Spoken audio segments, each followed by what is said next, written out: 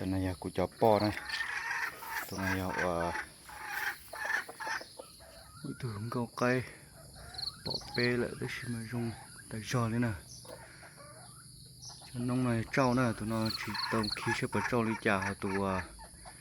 trên đấy giò này chỉ trâu lông này nè, tụi nó nhẹ trâu hàng. Họ tụi này tụi năm ý nè, tụi nó này.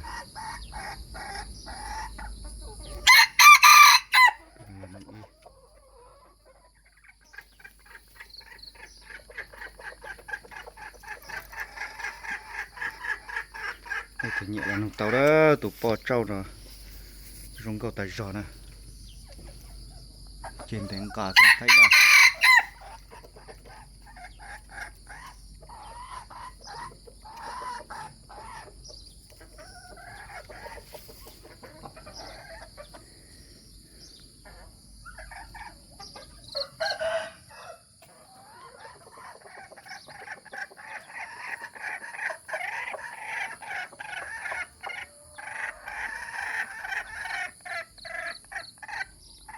Thì trời vừa lâu xíu thế mà cụ tụ lâu bò và bò y của cho nó chỉ của tua chỉ bò lên chơi bò nữa tôi sẽ nhẹ là giàu đi trả lại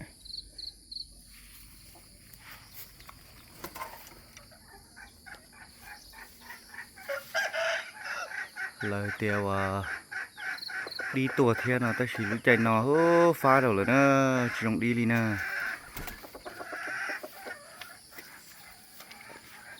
thế cho nó pha hình dùng đi luôn.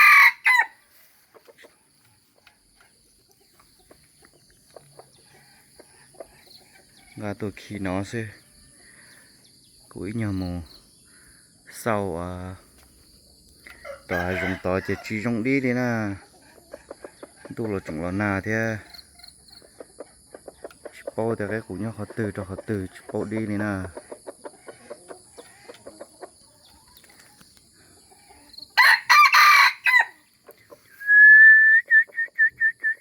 tôi cái bỏ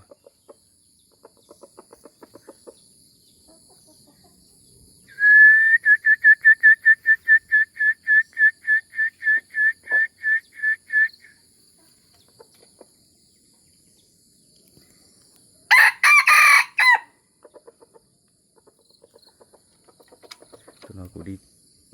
tua rồng này tụi nó này tôi chẳng chơi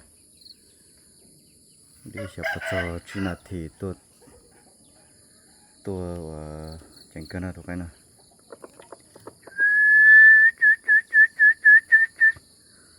chia xong nó chăm đi sẽ bắt tôi đi trả lại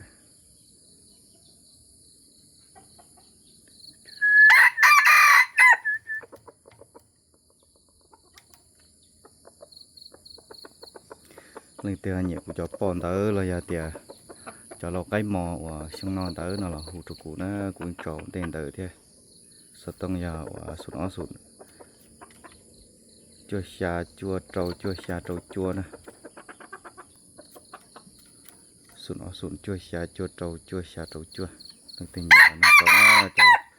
một cái năm o năm p này cho năm y chỉ dùng một số ít tù lại o tù tới xí